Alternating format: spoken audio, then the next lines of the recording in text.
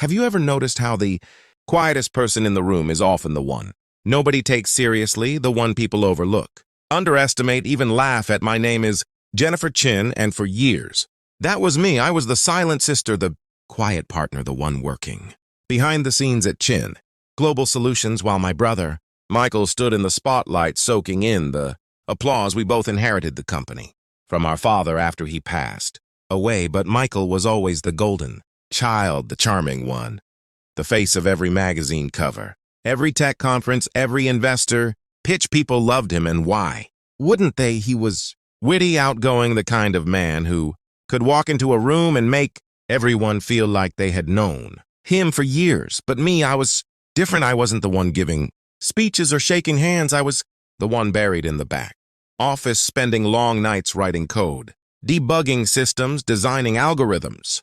My life was quiet, my work invisible, but it was also the foundation of everything we built. And one day people would realize that, including my brother, including the woman who almost destroyed us all. I still remember the smell of that old converted warehouse in Silicon Valley where it all began. My father had started the company from nothing, teaching himself to code while working 3 jobs after immigrating from Taiwan. He had calloused hands and tired eyes, but a heart that never gave up. I was just a girl back then, sitting at the corner desk learning programming. On weekends, while my classmates went to parties, Michael was the outgoing one, destined for greatness, at least. That's what everyone said, but Dad never treated me like second best. He'd look at me with his warm, tired smile and say, "Jen." Sometimes it's the quiet ones who see the farthest. When he died 5 years ago, he left us equal shares of the company, and his final words were simple: take care of each other together. You can build something extraordinary. At the time, I thought that's exactly what we would do. But life has a way of testing promises in the harshest ways. You see, what Dad didn't know was that even before he passed, I had already been building something revolutionary, a cyber security system powered by ad-driven architecture that had the potential to change the entire industry. I worked quietly, secretly, and by the time Michael was busy networking at conferences, I had already secured funding deals through my own contacts. I never told him because I wanted to protect him from the weight of it all. I wanted to surprise him, but surprises don't always go the way you hope. The problems started 3 years ago when Michael met her, Victoria. She was everything. I wasn't tall, elegant, flawless, with an MBA from Stanford and a resume polished with names of prestigious companies. She walked into Michael's life like a storm, and within 6 months they were married. Within a year, thought Michael and I each held 50%, but 3 years earlier, when we needed capital, Michael had sold me 17% of his shares to avoid outside investors. He was so eager to impress her, he never even read the fine print. And with that transaction, I became the majority shareholder of Chin Global Solutions. I owned 67%. I worked through the night, emailing board members, calling legal counsel, preparing announcements. As the sun rose, I felt a strange mix of sadness and resolve. Dad told us to take care of each other, but sometimes taking care means making hard choices, and the time for silence was over. The next morning, I arrived at the office. Before anyone else, I sat at the head of the long glass conference table, my father's old leather notebook resting beside me, a quiet reminder of the promise I had made to him. One by one, board members appeared on video calls, their faces serious, curious, even a little anxious. My brother Michael walked in, pale, tired, his tie askew, and finally at 9 o'clock, sharp, Victoria strode in carrying a folder of orientation papers, her lips painted with triumph. She stopped cold when she saw me in the chair at the head of the table. "What are you doing here, Jennifer?" she demanded. "I have a CFO orientation scheduled, actually." "Victoria," I replied calmly, "we need to discuss some changes in the company's structure." Her smile faltered. "What changes?" I opened my laptop, projecting a document onto the screen. "As of this morning, I am exercising my rights as majority shareholder of Chin Global Solutions to implement organizational restructuring." "Majority shareholder." She gave a brittle laugh. "That's ridiculous. Michael and I together control 67%. I own 67%. I interrupted. Would you like to see the paperwork? The ownership breakdown appeared in bold. Letters on the screen, and for a moment the room froze. I watched. Her face twist through disbelief, anger, and fear. This can't be right, she hissed, turning to Michael. Tell her this isn't right. Michael looked older than his years when he answered softly. It's true, Vicky. I sold Jen part of my shares. I never thought what? Victoria snapped. That your quiet little sister would actually use her power. I held up my hand. This isn't a fight, Victoria. It's a correction. I turned to the board members. You've all seen the documents, about the concerning decisions made in recent months, the hiring of unqualified personnel at inflated salaries, the reallocation of R&D funds to marketing, the attempted sale of our core ad patents to a competitor. The room was silent. For the first time, all eyes were not on Victoria. They were on me, the quietest person in the room, the one with all the power. Victoria's face drained of color. How did you know about the patent sale? I built our security systems, Victoria. I finished for her. Did you really think I wouldn't put protocols in place to monitor? She convinced him to let her join the company. I still remember the excitement in his eyes when he told me Jen Vicky has amazing experience in financial management. We need someone like her to help us grow.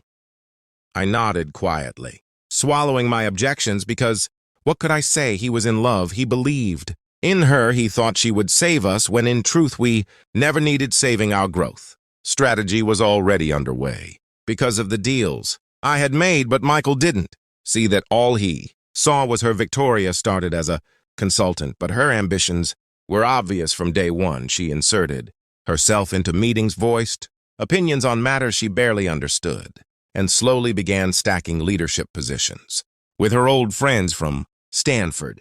To her, I wasn't a founder. I wasn't an innovator. I was just Michael's quiet sister, someone unimportant, someone disposable. The tension between us grew steadily, but I stayed silent. I worked on building the technology, strengthening our client base, preparing for the future, and then came the night that changed everything. It was Victoria's victory party. She had just been appointed CFO after months of campaigning, lobbying, and charming everyone she could.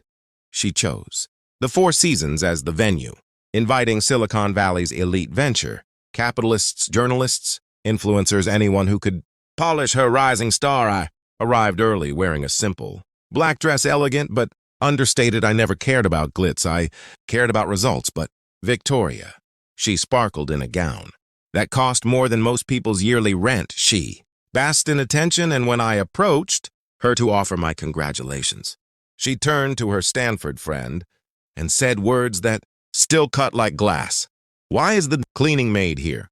This is an executive party. The room didn't fall silent. No Silicon Valley party ever does, but I felt the shift, the ripple of awkward glances. Michael stood nearby, clearly uncomfortable, but he said nothing. His silence hurt more than her insult, and Victoria, she smirked, like she knew exactly what she had done, then added, "Oh, I'm sorry, I forgot you're Michael's sister. It's just you're always hiding in that back office. I hardly ever see you at important functions." She laughed lightly. Someone has to handle the technical details. I stood there absorbing every poisoned word, every year of being underestimated, dismissed, shoved aside, crystallizing into that one moment. But I didn't cry, I didn't argue, I didn't shout. I raised my glass and smiled.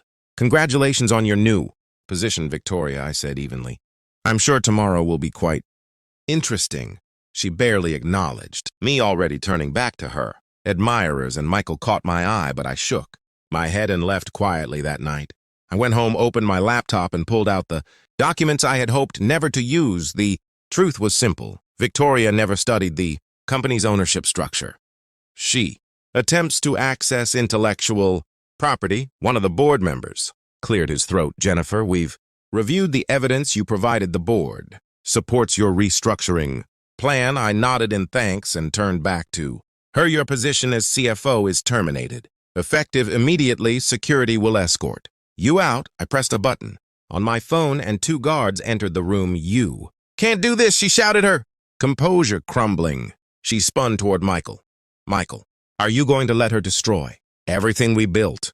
Everything we built, I repeated slowly, rising from my chair. Victoria, while you were planning parties and giving interviews about being a woman in tech, I was the one designing the systems that keep this company alive, the patents you tried to sell. I created them, the clients you brag about at your dinners. I secured them, the technical details you dismissed so casually. They are worth billions. Do you understand that? Billions? Her voice cracked. Michael, do something. But Michael only shook his head, his voice low. I'm sorry, Vicky, Jen is right. We lost sight of what this company is really about. The guard stepped forward, and as they led her from the room, her threats echoing down the hall, I felt no thrill of revenge, only a deep, aching sadness. This was not about vengeance. It was about protection, protecting our father's legacy, protecting our future, protecting even Michael from his own blind spots. The weeks that followed were a blur of transformation. I restructured. The executive team, bringing back brilliant people, Victoria, had pushed aside. We refocused our energy on research and development, and when we announced our new security patents, the stock soared. Investors, who had quietly doubted us, suddenly called with offers, partnerships, proposals. The company was alive, again stronger than ever, and in those late nights sitting with Michael in the same conference room where our father once sat, we began to rebuild not just the business, but our relationship. I forgot who you really are, Michael admitted one evening, staring at the skyline somewhere. Along the way, I started seeing you through Victoria's eyes instead of my own. We both forgot, I said. Softly, we forgot that family means honesty, even when it hurts. We talked until dawn, about strategy, about dreams, about Dad, and for the first time in years, I felt like I had my brother back. 3 months later, an envelope arrived.